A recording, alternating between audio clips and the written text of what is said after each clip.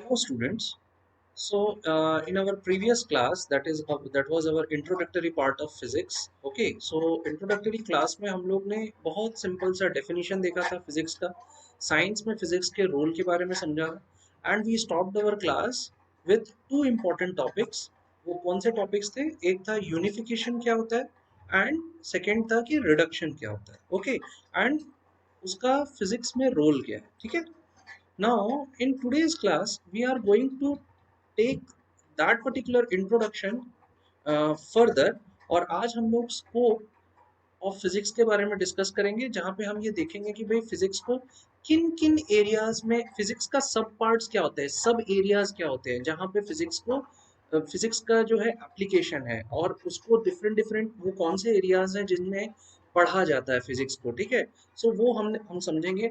और एक टॉपिक यहाँ पे आप देख रहे हैं, excitement of physics.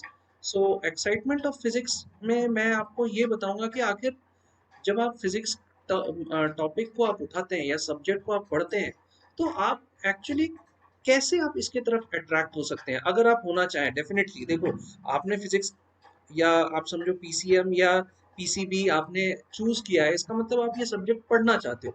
So I will tell you certain things कि कैसे, क्यों फिजिक्स को आपको पढ़ना चाहिए, एंड इससे आप आगे अगर अपना करियर फॉरवर्ड आगे ले जाते हो इन फ्यूचर, तो आप कहाँ देख सकते हो अपने करियर को. ठीक है. सो शुरू करते हैं. यू सी, सबसे पहले हम लोग आज डिस्कस करेंगे, that is the branches of physics. Okay, the branches of physics. देखो, सबसे इंपॉर्टेंट चीज है यहाँ पे, ब्रांचेस ऑफ फिजिक्स को ना बहुत तरीके से जो है, अलग अलग तरीके से जो है ना, एक्चुअली एक्सप्रेस किया जाता है. ठीक है. लेकिन मैं कुछ ब्रांचेस आपको मतलब वो सारे तरीके हैं, वो मैं सब बताने वाला हूँ एक एक करके. सो पहला मैं आपको बताता हूँ, वन वे है ना, फर्स्ट वे बताता हूँ in which you can divide the branches. ठीक है. So in your first way we can say that there are different branches of physics, जहाँ पे फिजिक्स के जितने टॉपिक्स हैं उनको डिस्ट्रीब्यूट किए गए. एक होता है क्लासिकल फिजिक्स. ठीक है. Second is modern physics. Similarly we have nuclear physics. ठीक है.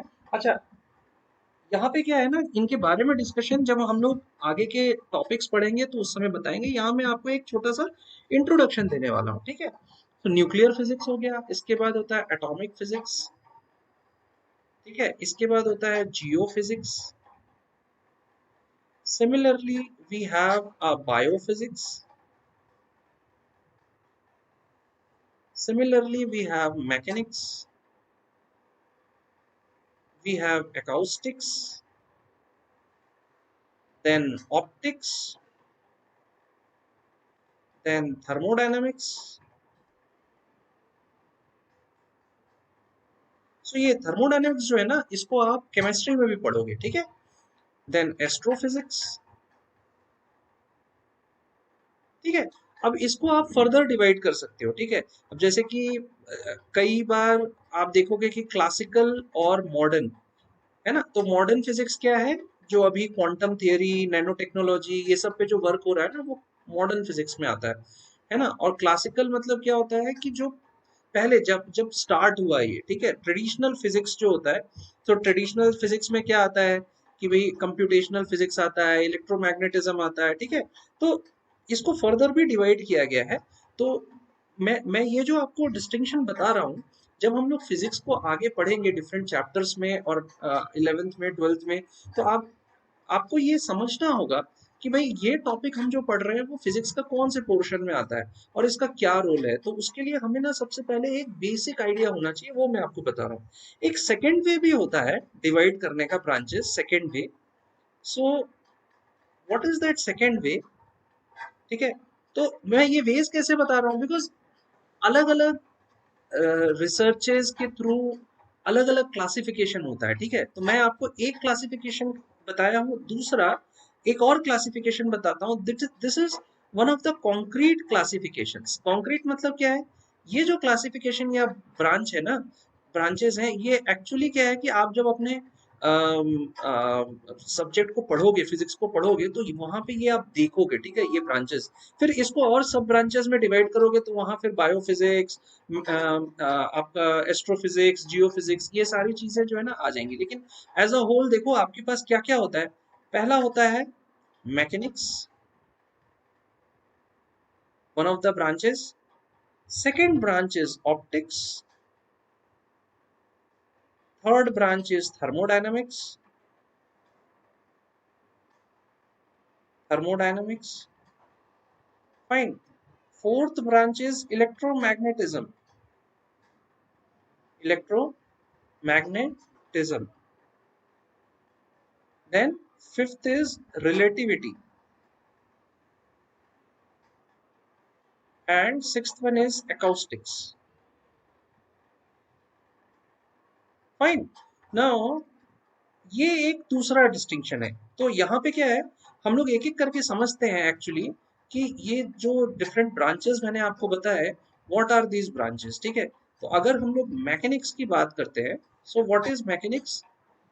सो आपको ये समझना है यहाँ पे क्या होता है, हम लोग मोशन ऑफ ऑब्जेक्ट्स की बात करते हैं, मोशन ऑफ ऑब्जेक्ट्स, ठीक है।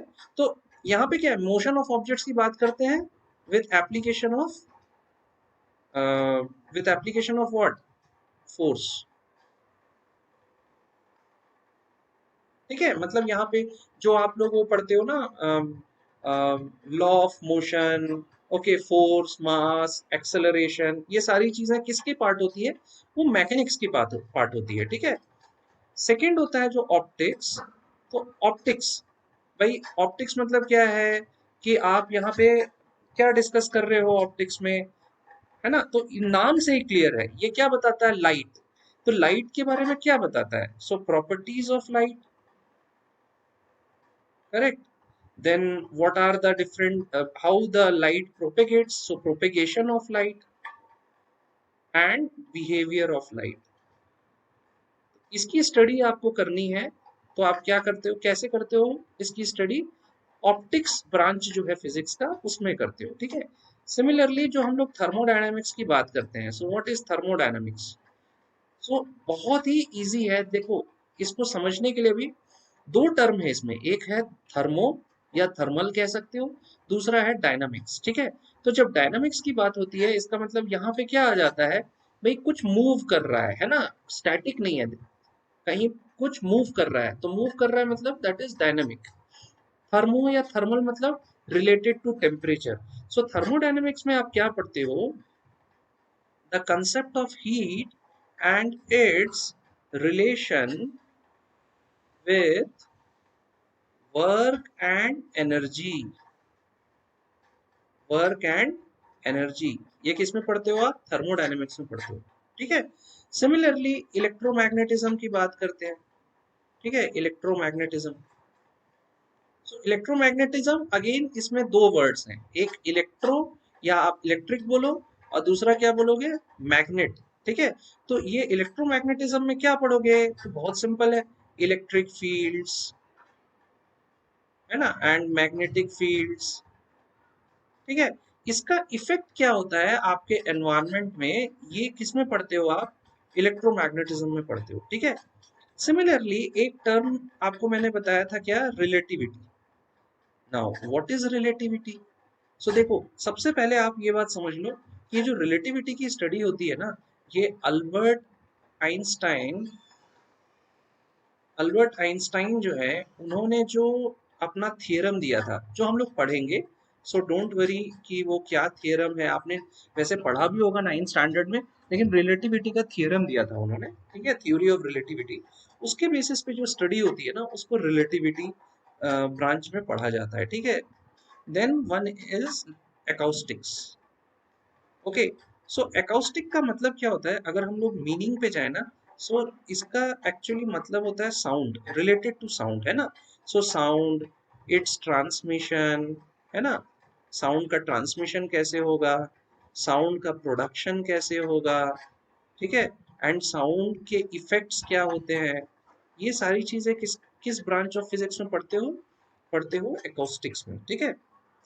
सो हमने जो अभी ब्रांचेस देखे उनके बारे में एक्सप्लेनेशन आपको समझ में आया होगा, I hope.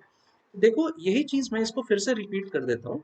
So when we talk about mechanics, you see mechanics में आपने 9th स्टैंडर्ड में पढ़ा होगा Newton's law of motion, then law of gravitation, जो हम लोग 11th स्टैंडर्ड में और फर्दर हम लोग स्टडी करेंगे जिसके बारे में। सो यहाँ पे क्या है बेसिकली कि भाई आपके पास क्या है, मोशन ऑफ पार्टिकल्स, है ना। अब डजेंट मैटर कि वो रिजिड पार्टिकल्स हैं या मतलब उसकी साइज शेप क्या है, हम लोग जो भी चीजें मोशन या ग्रेविटेशन से रिलेटेड पढ़ते हैं वो मैकेनिक्स में आता है, ठीक है। One of the examples, similarly मैंने आपको ऑप्टिक्स बताया है, बहुत इजी है ना। ऑप्टिक्स में क्या है कि भाई आपका लाइट जो है वो कैसे ट्रैवल कर रहा है, उसका प्रोपेगेशन कैसे हो रहा है, लाइट की प्रॉपर्टीज क्या होती है ना। फिर ऑप्टिक्स में क्या होता है कि आप जो है टेलीस्कोप माइक्रोस्कोप से कलर्स वगैरह जो पढ़े 10th स्टैंडर्ड में, if you remember 10th standard में आपने आई के बारे में पढ़ा होगा, कलर डिस्टिंक्शन के बारे में पढ़ा होगा, प्रिज्म के बारे में पढ़ा होगा, रिफ्लेक्शन रिफ्रैक्शन और उसके लॉज पढ़े होंगे। सो ये सब किस में आता है, ये सब ऑप्टिक्स में आता है। जब हम लोग थर्मोडायनामिक्स की बात करते हैं तो देखो थर्मोडायनामिक्स एक्चुअली एक बहुत ही इंटरेस्टिंग काइंड ऑफ मतलब ब्रांच ऑफ स्टडी है फॉर इन फिजिक्स, है ना।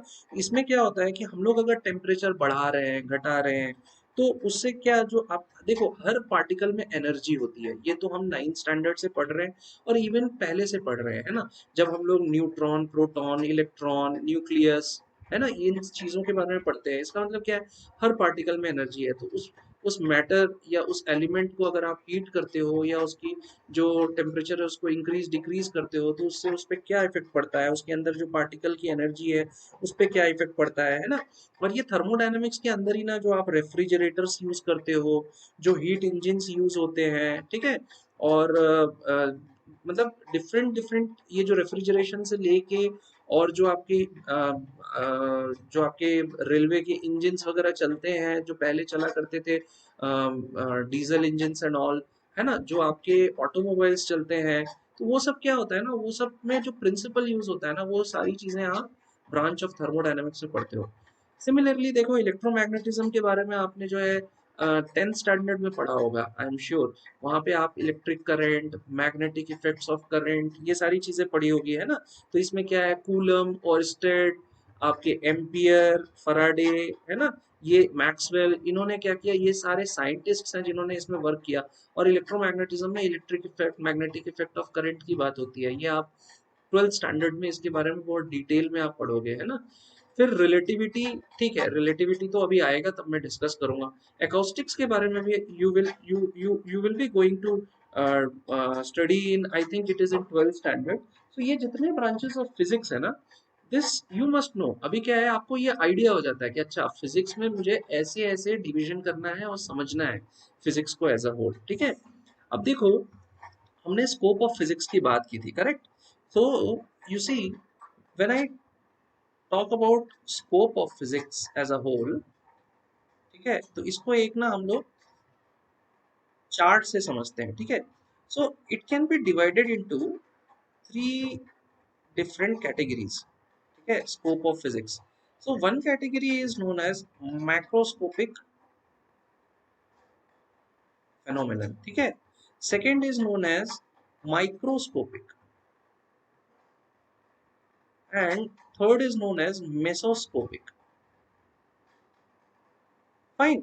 सो जब हम लोग माइक्रोस्कोपिक की बात करते हैं, सॉरी मैक्रोस्कोपिक की बात करते हैं, तो इसमें देखो कौन कौन से वर्ड बहुत इंपॉर्टेंट है। एक है ये मैक्रो और दूसरा है आपका ये माइक्रो, ठीक है।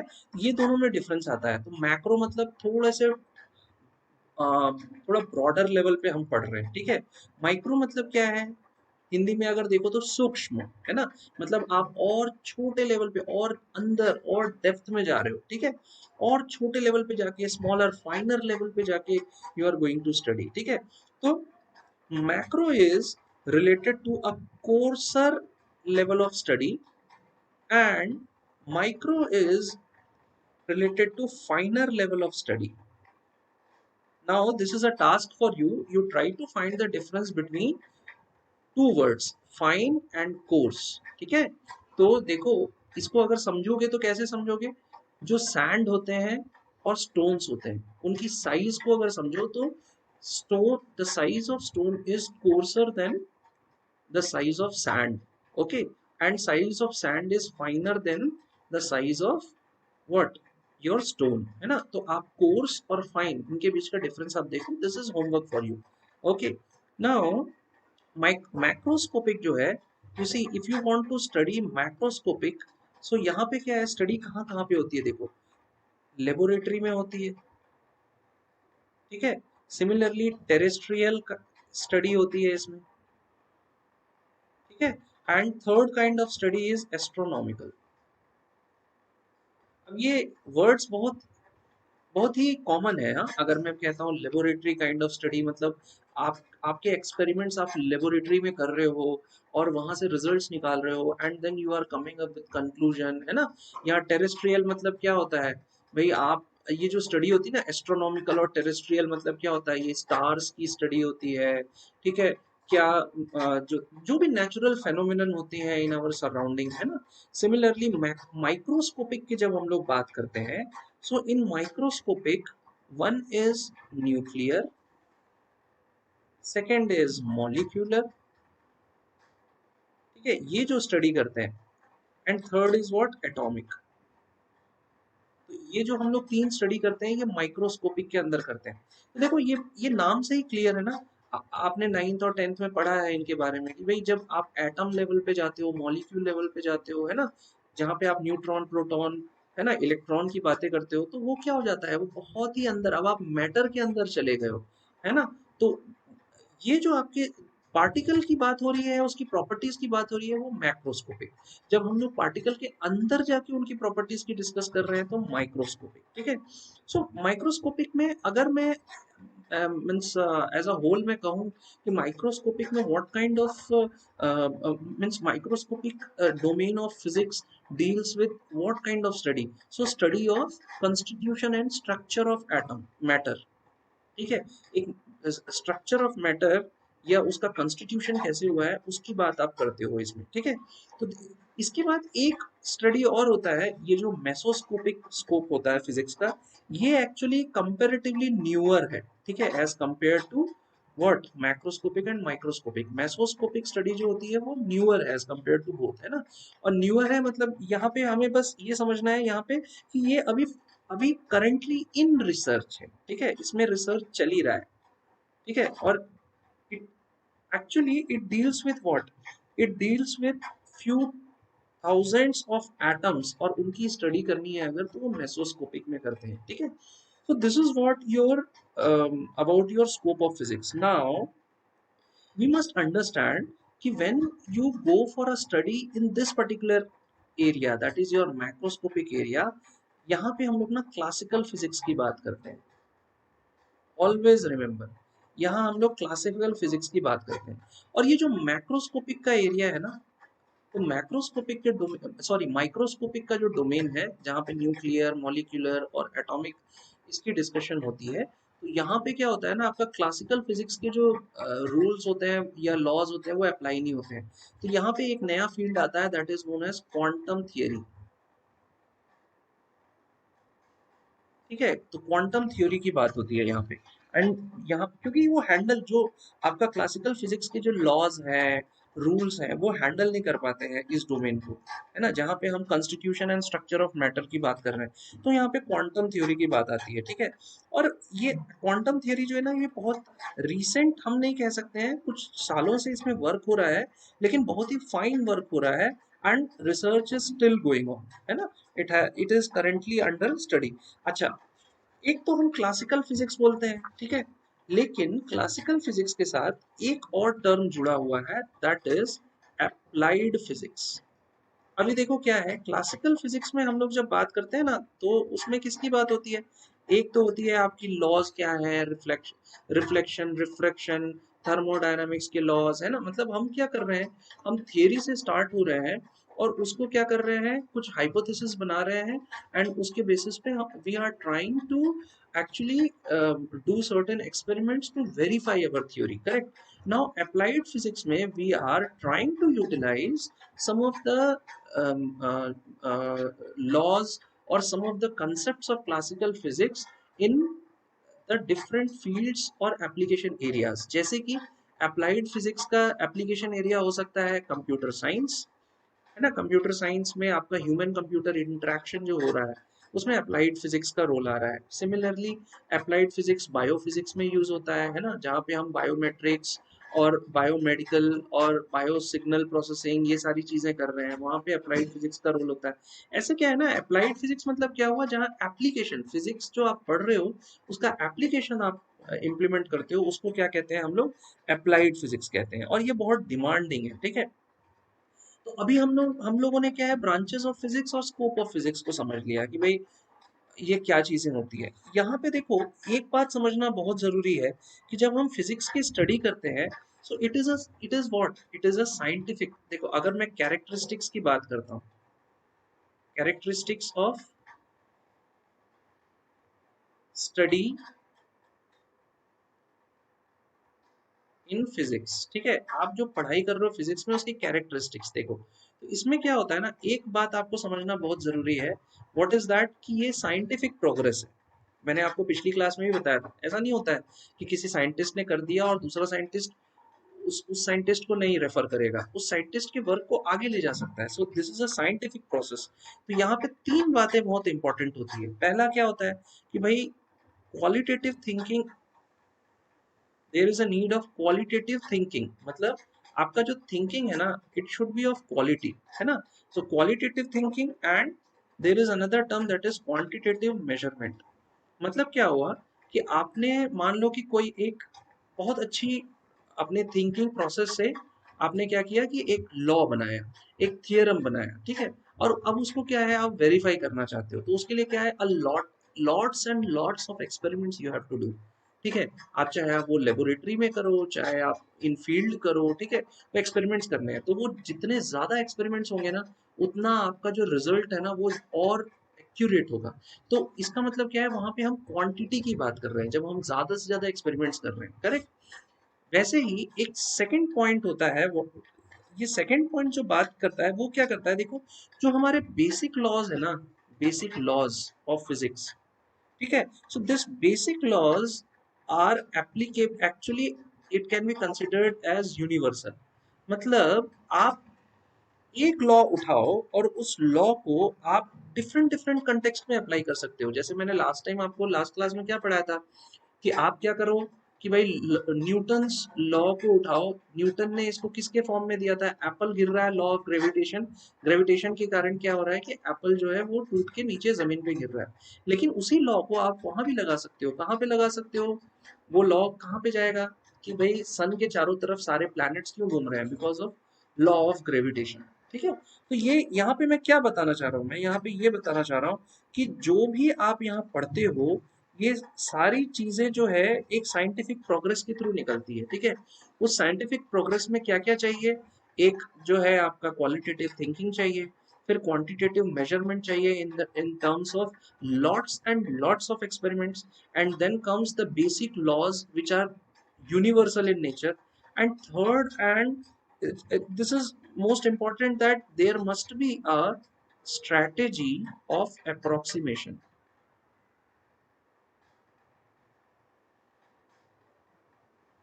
तो क्या होता है ना कि देखो पहली बार में आपको तो रिजल्ट्स आएंगे नहीं, फिर क्या करोगे आप, सेकेंड टाइम कुछ करोगे, थर्ड टाइम कुछ करोगे, कुछ आप अप्रोक्सीमेशन करोगे, उस अप्रोक्सीमेशन के बेसिस पे आपके कुछ रिजल्ट्स आएंगे, ठीक है।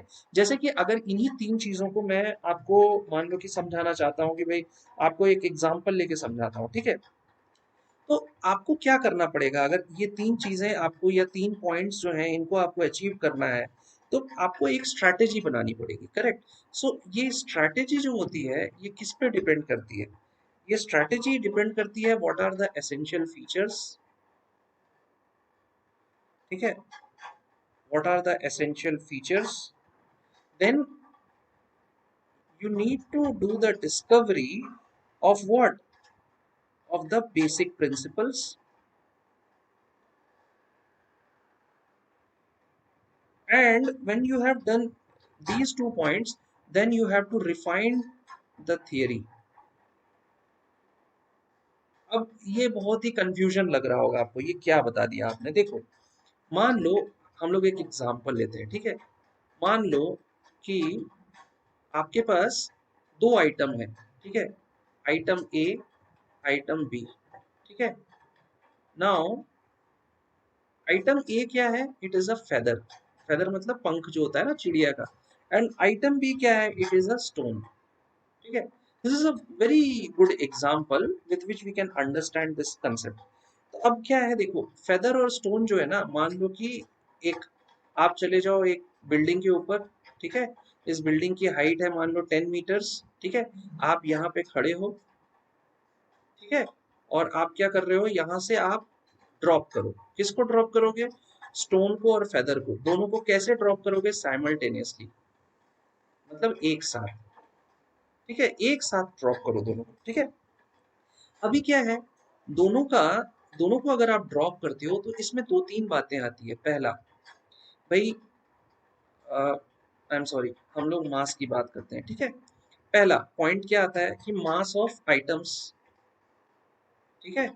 तो मैं अगर कहता हूं कि दोनों का मास सेम है, फेदर और स्टोन दोनों का मास सेम है, अगर दोनों का मास सेम है और सेम हाइट से गिराया जा रहा है, और ग्रेविटेशन का तो भाई अर्थ का ग्रेविटेशन जो है उसका वैल्यू तो सेम है, ठीक है। तो भाई अब अगर ऐसा हो रहा है, इसका मतलब क्या है कि दोनों को एक साथ गिरना चाहिए, एक ही टाइम पे गिरना चाहिए। अगर मान लो कि स्टोन जो है वो 10 सेकेंड्स में गिरा है, तो डेफिनेटली जो आपका फेदर है, it should also come to the ground in 10 seconds, ठीक है। लेकिन ऐसा होता नहीं है, क्यों नहीं होता है, उसका रीजन है, क्या रीजन है कि भाई ये जो हम बात कर रहे हैं कि एक साथ गिरना चाहिए, ये किस पर्टिकुलर पॉइंट के बेसिस पे बात कर रहे हैं कि भाई हमारा जो फ्री फॉल हो रहा है, that is under ideal conditions, है ना। आइडल कंडीशंस मतलब क्या है, there is no air resistance, है ना, air resistance, there is no air resistance. Air resistance का क्या मतलब होता है, देखो जब पंख को आप गिराओगे तो हवा है ना, तो हवा जो होती है वो क्या करती है उसको, वो वो जो है रेजिस्टेंस आपने पढ़ा है क्लास 10th में, है ना, वो एयर रेजिस्टेंस, तो वही रेजिस्टेंस मतलब वो क्या होती है, उसको उसके दिशा के, जैसे आप दौड़ रहे हो मान लो, तो हवा आती है तो आपको पीछे तरफ धकेलती है ना, वैसे ही अगर स्टोन गिर रहा है या फेदर गिर रहा है तो उसको हवा का रेजिस्टेंस मिलता है। तो इसीलिए आप देखो जब आप फेदर गिराते हो तो क्या होता है, वो फेदर जो है वो हवा में इधर उधर उड़ता है, क्यों, क्योंकि उसको नीचे आने से पहले हवा जो होती है ना बहुत ज्यादा रेजिस्ट करती है, ठीक है। तो भाई air resistance, if there is no air resistance, ideal conditions होगा, मतलब कोई एयर रेजिस्टेंस नहीं है, तो डेफिनेटली दोनों आइटम एक साथ गिरेंगे, है ना, if they have the mass of items is same, ठीक है। लेकिन ऐसा भी नहीं होता है, क्योंकि ग्रेविटी तो ये है। तो यहाँ पे मैं आपको बताना क्या चाह रहा हूँ, देखो इसको समझो कि आपने क्या किया, आपको ये बता दिया गया कि फेदर और स्टोन ये दोनों को आपको गिराना है, ठीक है। तो एक एक्सपेरिमेंट आप क्या करोगे कि in the presence of air resistance करो, और एक एक्सपेरिमेंट क्या करो, in the absence of air resistance करो, मतलब क्या करो कि जो आपका वैक्यूम होता है ना, वैक्यूम में करो, where everything is ideal, ideal condition होती है, तो वहां पे क्या होगा, ये दोनों सेम टाइम पे नीचे आके गिरेंगे, है ना। सो ये ये यहाँ पे हम क्या सीख रहे हैं बेसिकली कि you are trying to look into the, ये जो पॉइंट मैंने यहाँ पे लिखा है, you are trying to look at the essential features, you are trying to discover the basic principles, basic principle law of gravitation आपने देखा, ठीक है। Now you are trying to, भाई आपको तो बता दिया गया था कि अब लॉ ऑफ ग्रेविटेशन के हिसाब से वो नीचे आएंगे, लेकिन यहाँ पे you have refined the theory, क्या रिफाइन किया, एक पॉइंट आपने क्या बताया कि इट डिपेंड्स ऑन मास, अगर स्टोन और फेदर दोनों का मास, जिसका मास ज्यादा होगा वो जल्दी गिरेगा, ठीक है।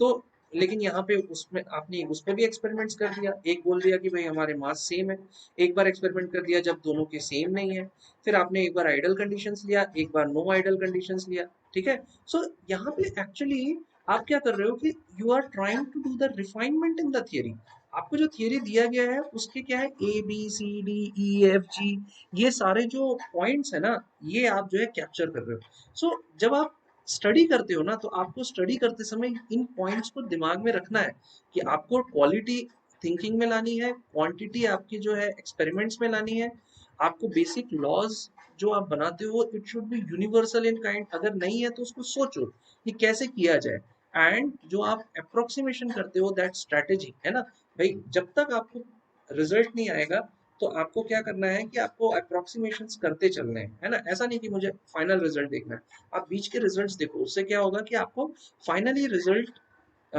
जो है एग्रीगेट करने में एंड बेटर एक्यूरेसी के साथ रिजल्ट्स आएंगे, so that will be useful for you.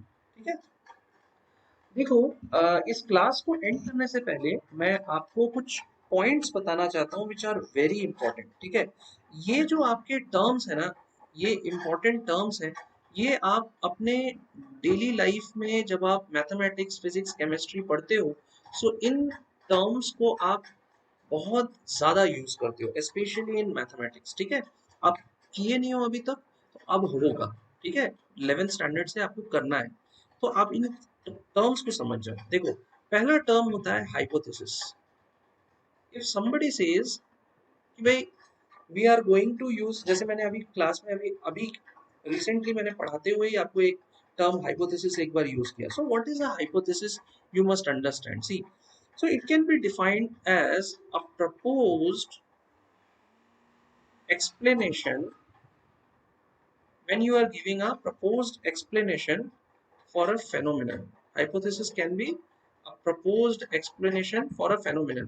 आपका क्वेश्चन आना चाहिए कि सर ये फेनोमेनन क्या है, सूरज उग रहा है डूब रहा है, ये क्या है, एक फेनोमेनन है। ठीक है, हवा चल रही है रुक रही है, ये क्या है, एक फेनोमेनन है। ठीक है ना, इसके बाद आप इसको और भी डिफाइन कर सकते हो। देखो मैंने क्या बताया, एक proposed explanation for a phenomenon is hypothesis. यहाँ पे हमें क्या समझ में आया कि भाई एक फेनोमेनन हो रहा है, ठीक है, कि सूरज उग रहा है डूब रहा है। ना उसके लिए अगर मैं कोई हाइपोथेसिस बनाता हूँ कि डूबते उगते समय दिन भर सूरज का शैडो इधर होगा उधर होगा ये होगा, ठीक है, तो ये प्रपोजल है, फाइन। इसको दूसरा एक और मैं डेफिनेशन में क्या लिख सकता हूँ कि अ सपोजिशन, मतलब सपोजिशन मतलब यू आर सपोजिंग समथिंग, है ना, विदाउट एज्यूमिंग,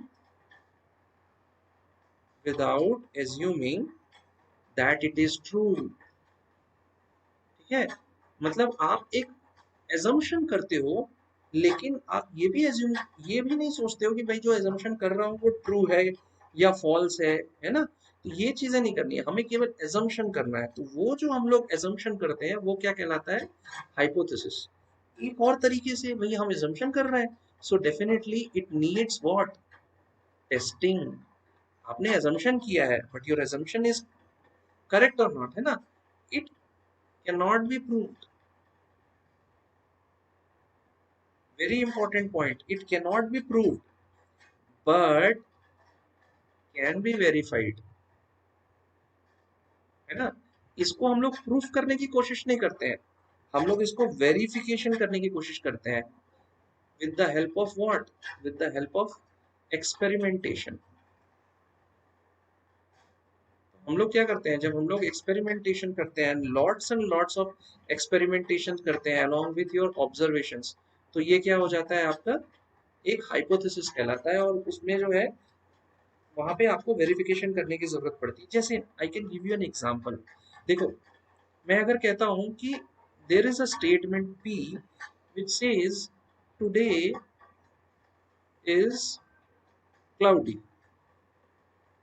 ठीक है, today it is cloudy, then there is a second statement q that it says it will rain। ठीक है, so if I say कि if p then q, है ना, ये मैंने क्या बता दिया, हाइपोथेसिस बता दिया, सॉरी, ये मैंने क्या बताया, एक आपका जो है कंक्लूजन बताया। ठीक है, तो इसको समझो क्या है कि अगर मैं कंक्लूजन की बात करता हूँ कि भाई इफ p then q, और आई शुड नॉट से conclusion, this is actually a condition. ठीक है, ये एक क्या है, कंडीशन है। कंडीशन क्या कहता है, इफ p मतलब if today is it is cloudy then it will rain, है ना। तो इसका मतलब क्या हुआ, जो p आपका क्या हुआ, ये एक हाइपोथेसिस हुआ। ठीक है, हाइपोथेसिस हुआ मतलब क्या है कि यहाँ पे आप एक एजम्पशन कर रहे हो। ठीक है, कि भाई अगर आज क्लाउडी दिख रहा है तो टुडे इट इज क्लाउडी, तो भाई इट विल रेन। ठीक है, एक second example I can tell you. ठीक है, what could be the second example, आपने लॉ ऑफ ग्रेविटेशन पढ़ा है, ठीक है। अब ये लॉ ऑफ ग्रेविटेशन क्या होता है? लॉ ऑफ ग्रेविटेशन बोलता है कि force is directly proportional to m1 m2 divided by D square. मतलब क्या है कि दो ऑब्जेक्ट हैं, उनके मास को मल्टीप्लाई करो, और तो उनसे डायरेक्टली प्रोपोर्शनल क्या होता है? Force between those two objects, and जो उनके बीच का डिस्टेंस का स्क्वायर होगा दोनों ऑब्जेक्ट के, वो इनवर्सली प्रोपोर्शनल है आपके फोर्स के। ये आपका क्या है? लॉ ऑफ ग्रेविटेशन है। फाइन। अभी क्या है, आपको लॉ ऑफ ग्रेविटेशन तो दे दिया गया, ठीक है। अब ये यूनिवर्सल लॉ बनाया कैसे? तो ये किसने हाइपोथेसाइज किया? ये किया हाइपोथेसाइज न्यूटन ने, ठीक है। अब इसका वेरिफिकेशन होगा, मैंने बताया ना सी पॉइंट, कि हम इसको प्रूफ करने नहीं जाएंगे, इसका वेरिफिकेशन करेंगे विथ डिफरेंट एक्सपेरिमेंट्स। तो डिफरेंट एक्सपेरिमेंट्स हुए, दो ऑब्जेक्ट को ले लो और उसके बाद उसके बीच में कैलकुलेशन करो।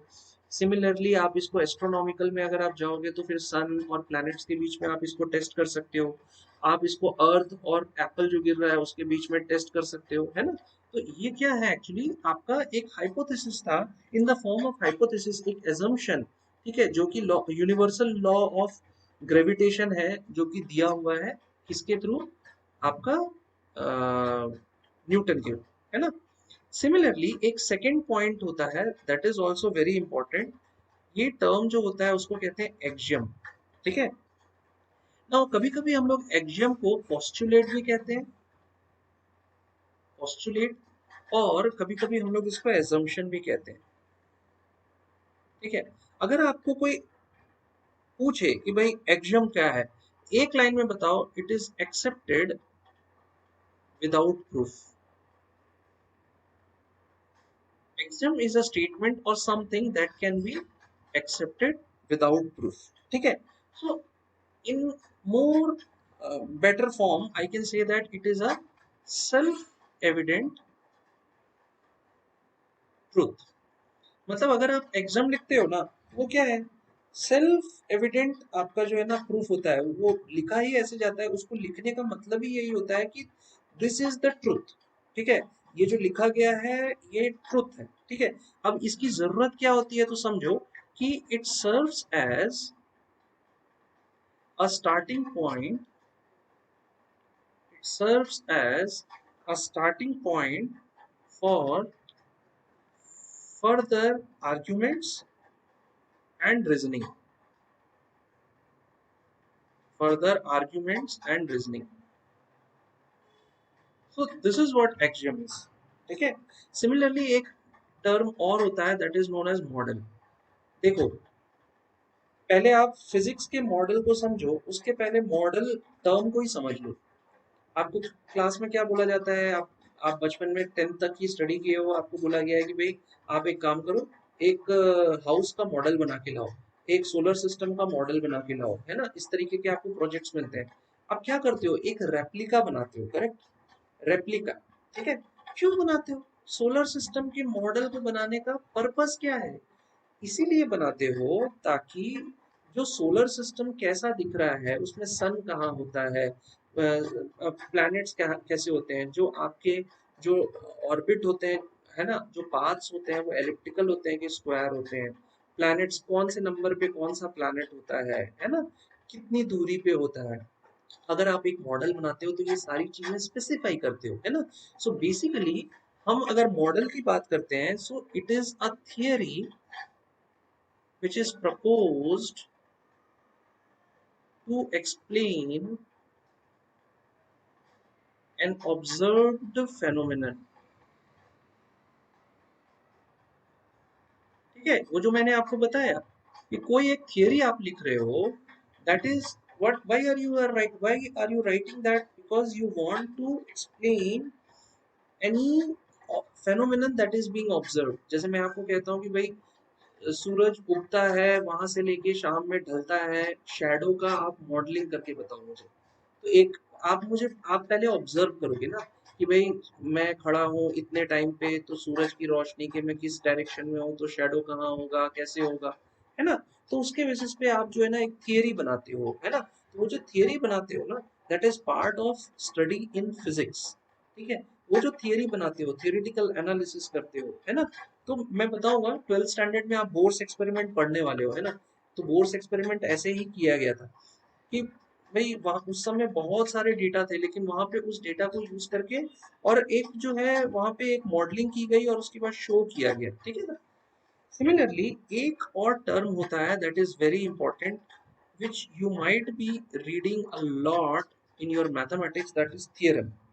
अब भाई जब थियरम की बात करते हैं ना, तो इसमें अगेन सबसे पहला जो होता है ना, जो आपको ध्यान रखना है कि it is based on axioms, ठीक है, और it is also based on other theorems.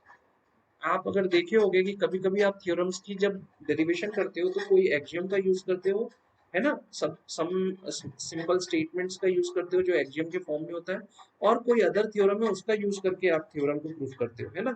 तो what basically is a theorem? So if somebody asks you, you can say कि it is a non self evident statement. It is a non self evident statement that has been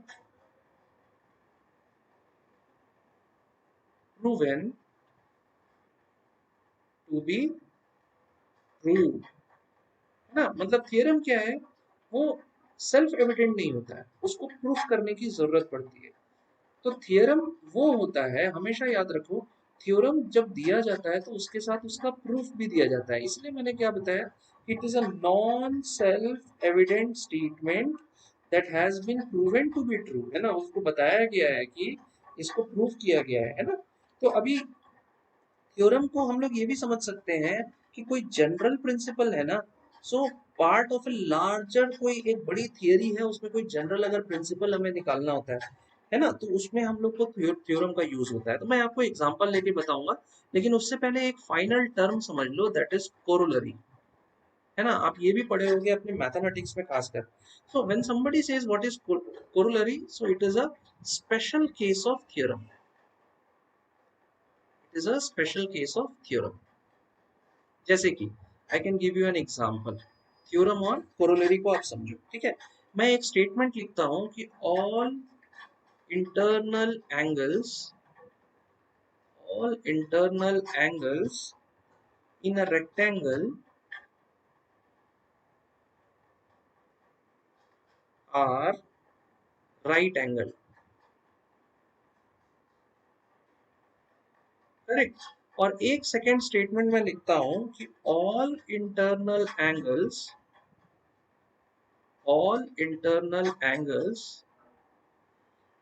in a square are right angled, okay. तो देखो, relatively समझेंगे, हाँ। अगर state ये दोनों statement को अलग अलग लोगे, so you can not find the relation between them. But अगर दोनों को एक साथ लिखते हो, तो देखो ये जो पहला स्टेटमेंट है ना, ये you can say that it is a theorem, ठीक है, because you can, and it is proven also कि भाई एक रेक्टेंगल के जो चारों एंगल होते हैं इंटरनल, वो क्या होते हैं, राइट एंगल 90 डिग्री होते हैं, ठीक है। और इसके रिलेटिव अगर हम लोग सेकंड स्टेटमेंट देखते हैं, रिलेटिव, मेरा वर्ड ध्यान रखना, मैंने बोला इसके रिलेटिव।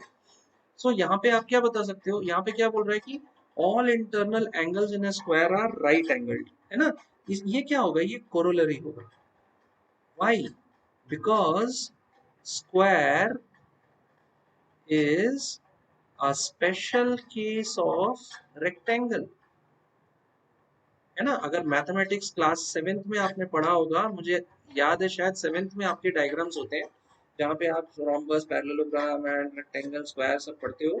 वहाँ पे आपको ये बात पता चली होगी कि भाई square is a special case of rectangle with whose all sides are equal in length, okay। So because of this particular thing, मैंने बताया ना स्पेशल केस ऑफ थ्योरम, आप इस पर्टिकुलर थ्योरम से एक कोरोलरी डिराइव कर सकते हो, स्पेशल केस डिराइव कर सकते हो कि भाई सारे इंटरनल एंगल्स रेक्टेंगल के क्या है, 90 डिग्री होते हैं। Since square is also a special case of rectangle, so definitely दो स्क्वायर होंगे, उनके भी इंटरनल एंगल सारे जो होंगे वो राइट एंगल्ड होंगे, मतलब कि 90 डिग्री होंगे, करेक्ट।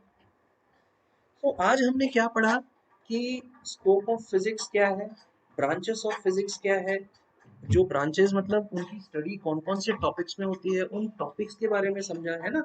और उसके बाद हमने जो है कुछ इंपॉर्टेंट टर्म्स समझे, है ना। सो ये सारी चीजें पढ़नी और समझनी क्यों जरूरी है, बिकॉज ये सब अब आगे आने वाला है ना। आगे के चैप्टर्स में आपको समझना है, तो उसके लिए ये सारी चीजें ना क्लियर करके रखो, ठीक है। जैसे मैंने लास्ट टाइम यूनिफिकेशन और रिडक्शन का कंसेप्ट बताया था, वैसे मैंने आपको आज जो है डिफरेंट डोमेन्स और थिंकिंग प्रोसेस, साइंटिफिक प्रोग्रेस, इसके बारे में समझाया, टर्म्स बताया, है ना। और ये बहुत इंपॉर्टेंट है ना। फिजिक्स को पढ़ते समय जो है पहले स्टार्ट करो और इन चीज़ों को समझने की कोशिश करो, ठीक है। नॉर्मली क्या होता है ना कि बच्चे कहते हैं समझ में नहीं आ रहा है, ठीक है। बच्चे मुझसे नॉर्मली यही कहते हैं, है ना। मेरे भी छोटे भाई बहन हैं, मेरे घर में रिलेटिव्स हैं, सब यही कहते हैं कि समझ में नहीं आ रहा है। मैं उनसे पूछता हूँ क्या समझ में नहीं आ रहा है, तो बोले फिजिक्स समझ में नहीं आ रहा है, केमिस्ट्री समझ में नहीं आ रहा है। मैं कहता हूँ क्या समझ में नहीं आ रहा है, वो तो इंग्लिश में लिखा हुआ है, तो क्या समझ में नहीं आ रहा है, तो इंग्लिश समझ में नहीं आ रहा है। हाँ, टेक्निकल वर्ड्स है, तो यही चीज मैं यहाँ समझाने की कोशिश कर रहा हूँ कि जो टेक्निकल वर्ड्स हैं उनको समझो, तब जाके आप जो है ना फिजिक्स केमिस्ट्री मैथ्स जो है उसको समझने की, या जो भी सब्जेक्ट है उसको तभी समझ पाओगे जब उसके टेक्निकल वर्ड्स को समझ पाओगे, ठीक है। बिकॉज है तो वो इंग्लिश, अगर आप हिंदी मीडियम से है तो वो हिंदी, लेकिन वो जो टेक्निकल वर्ड्स हैं वो आपको समझना चाहिए, ठीक है। So we will discuss more about the physical world in the next class. So till then, thank you very much for listening to me. Have a nice day.